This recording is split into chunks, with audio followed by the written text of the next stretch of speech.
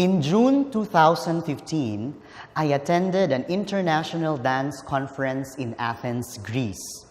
In the conference, the organizers sponsored a workshop on a dance movement popularized by Isadora Duncan.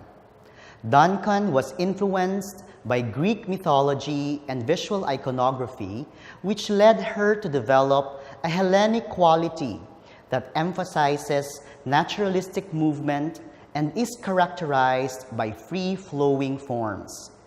The workshop participants removed their foot, were and dressed in sheets inspired by Greek imagery and Italian Renaissance paintings. Everyone moved their arms as if the air traveled from left to right, hands downward to upward, pointing toward the heaven.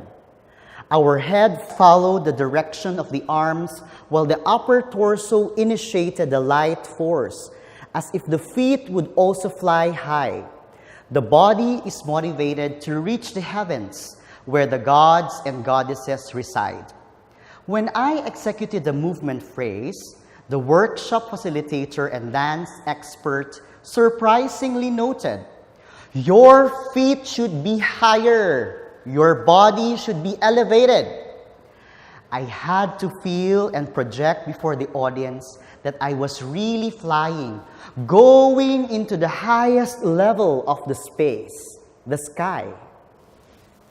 4 years earlier, I ventured into an intensive Japanese no theater training at the UP Center for International Studies under the no master for Shite, Naohiko Omewaka.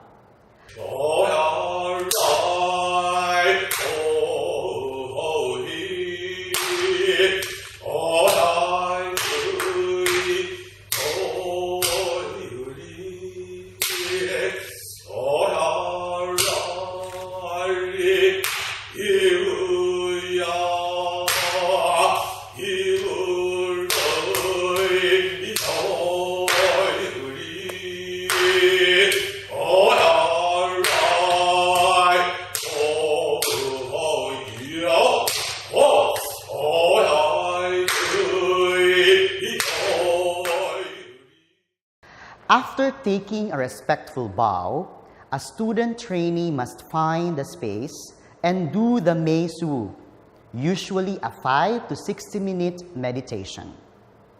Mushin, the power of an empty mind, can be one reason why no trainees need to meditate for at least 5 minutes before rehearsals and even performances.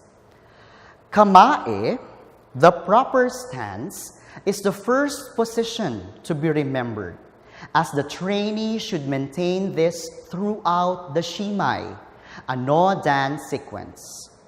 Arms are on the side, making it look circular along with the upper part of the body. Knees are slightly bent, and shoulders are also relaxed. The performer can recognize the devotion of emptying the mind or attaining mushin through the stillness and balance of the body. Suryashi, the gliding step, constitutes most of the dance. A friction between the foot and the floor should be felt in every step. The trainees should be conscious not to raise their toes, making the ball of the foot really devoting in touching the ground.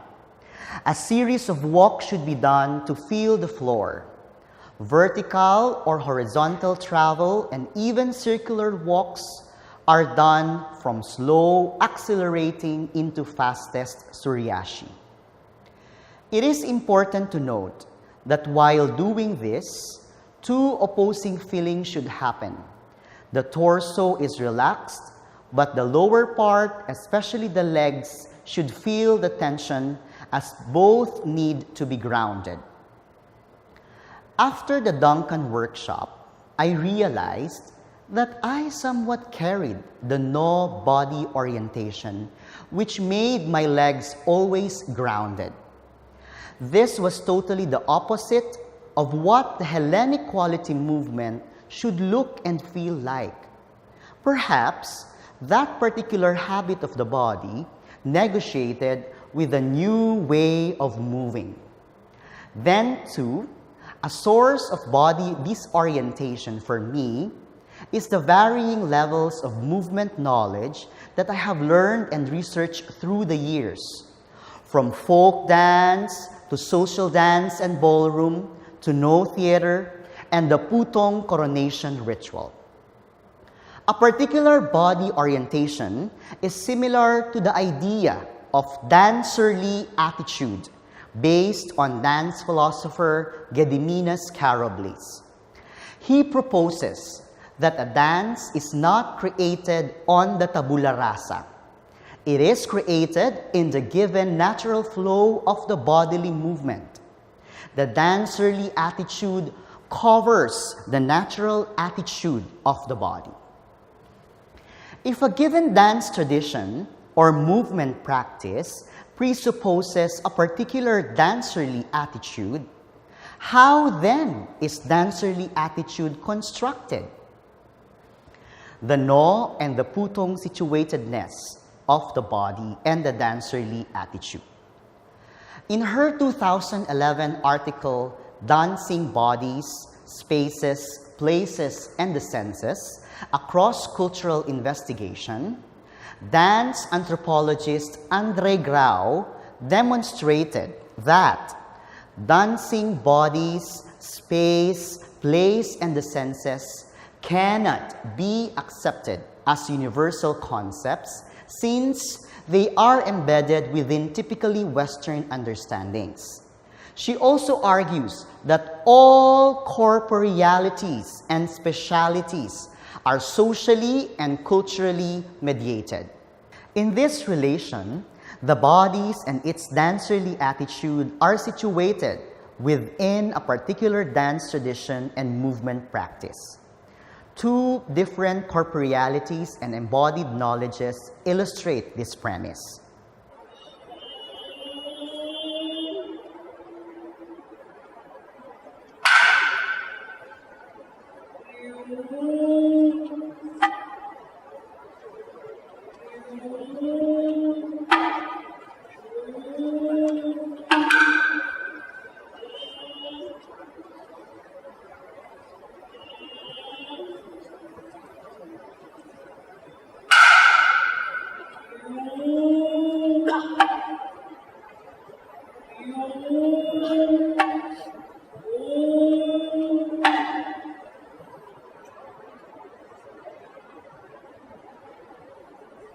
Ako si Padre Salvi, cura paroko ng lalawigang ikona, Laguna.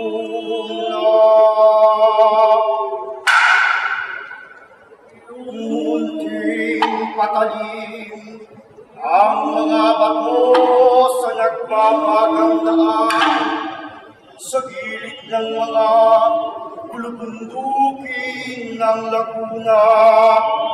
Pababa, pataas ang landas, maputi sa matinding init ng araw, sa magubat na bundok ng makiling.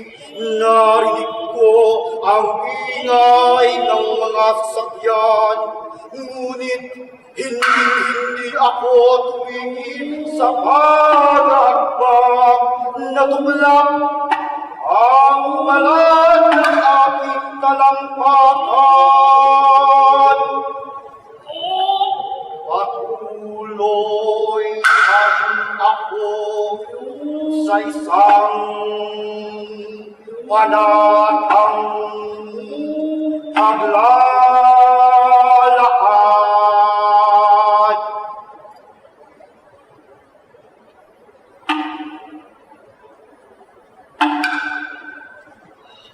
In Japanese Snow theater, the body, as the dancer slides and chants, requires a constant discipline. The flow is felt within and never explicit, a paradox between stasis and kinetics. As I try to understand the movements of the no as a theater performance, I also built my own understanding of Japan as a paradox site, place, space, where tradition and modernity meet. Completing a kata, choreographed patterns of movements, necessitates awareness that your foot's heel does not lift from the ground, a vital detail which guarantees a faithful contact between a dancer's foot and the energy from the ground. A no performance should also feel light, relaxed, and almost soothing as music and sounds are heard from the nokan, a high-pitched Japanese bamboo transversed flute or fue, with kotuzumi, shoulder drum, or otsuzumi, hip drum, and vocal chanting. The dancerly attitude is twofold as well. The rigidity and sharpness projected via the kamae, apt body stance, and the active locomotion realized through the sliding or no walk.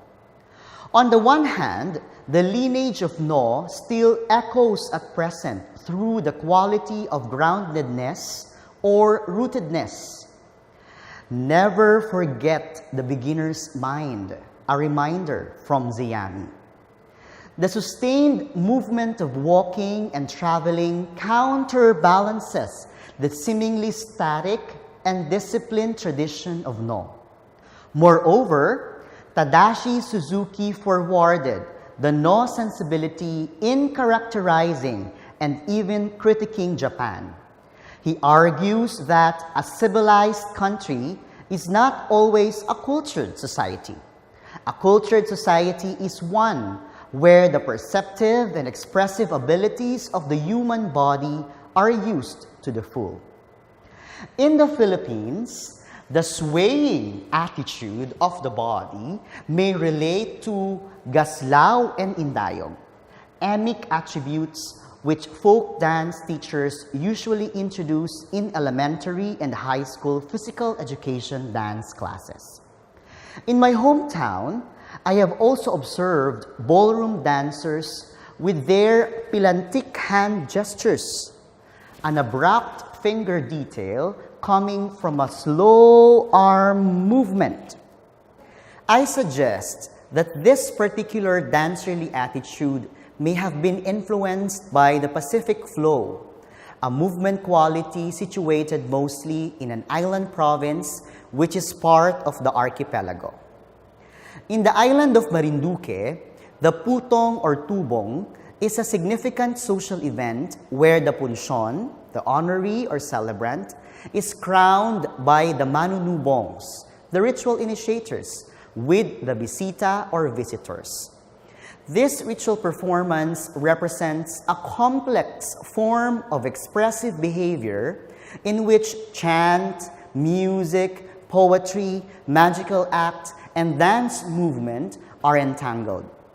All community members participate and witness the socio-cultural meanings embedded in its enactment: healing, veneration, and thanksgiving, which presume a very particular dancerly attitude. 10 to 15 manunubong commissioned by the sponsor, usually relatives of the celebrant, or the punsyon himself or herself, start outside the gate or house of the invitee, announcing their presence.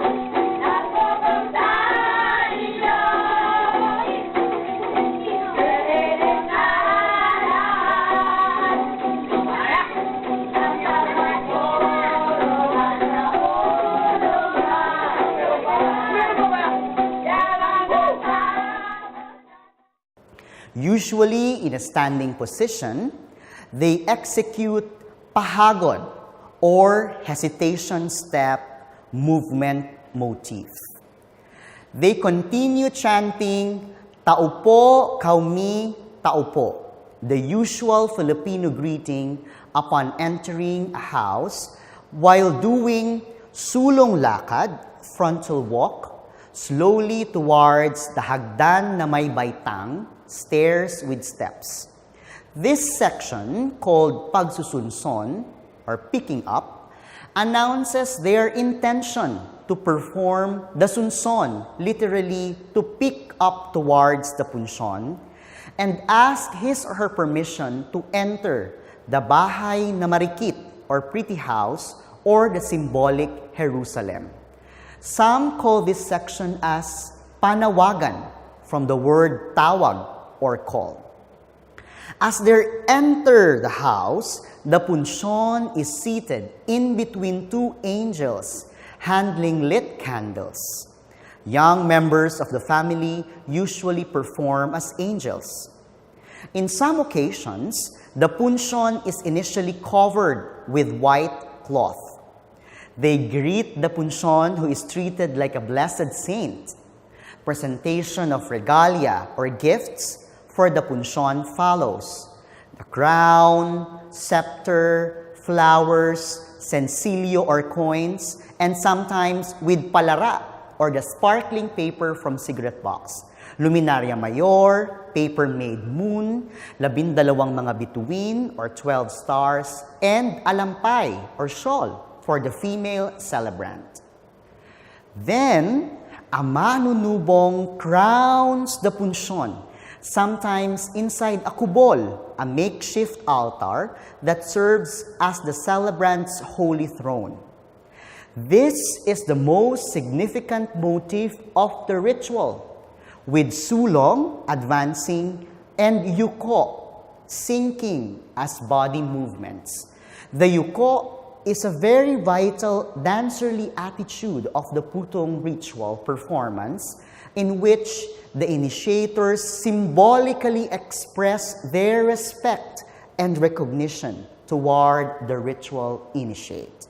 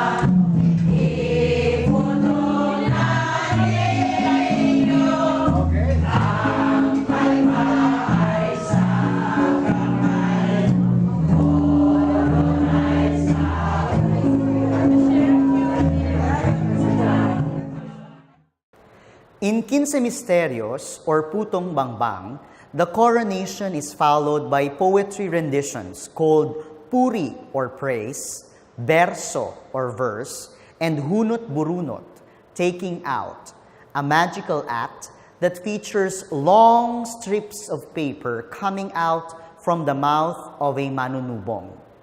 They execute a combination of movement motifs: pahagod, or hesitation step; machar, a movement with head slightly down and done as though searching for a bird on the rice fields; balse, or waltz; hakbang na may sadsad, or step with a brush; sulong lakad, or frontal walk; pagluhod, or kneeling; and other gestures such as the kampay, an arm movement in lateral sideward directions, done left-right interchangeably; and sabugan, or showering.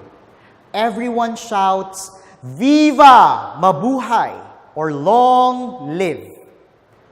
Then, The kainan, or feast, ends the celebration when everybody shares the banquet prepared by the punsyon. Dishes and drinks are served. The banquet depends on how big or small the event is, or how financially capable the sponsors, usually relatives of the celebrant, and the punsyon are. The quality of food does not matter much.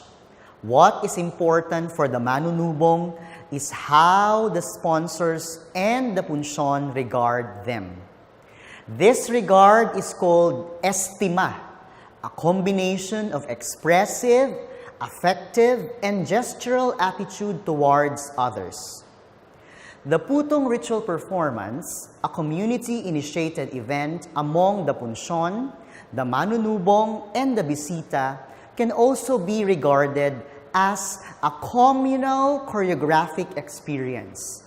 The communal relates to an orderly and harmonious relationship among community members. Moreover, the ritual performance's body orientation is shaped via deep social relationships, a dancerly attitude of pakikipagkapwa-tao, humane relations with others. The core movement motifs of No Theater and the Putong, as elicited earlier, though in different corporealities and specialities, situate, motivate, and orient how dancing bodies express, move, and perform particular dancerly attitude.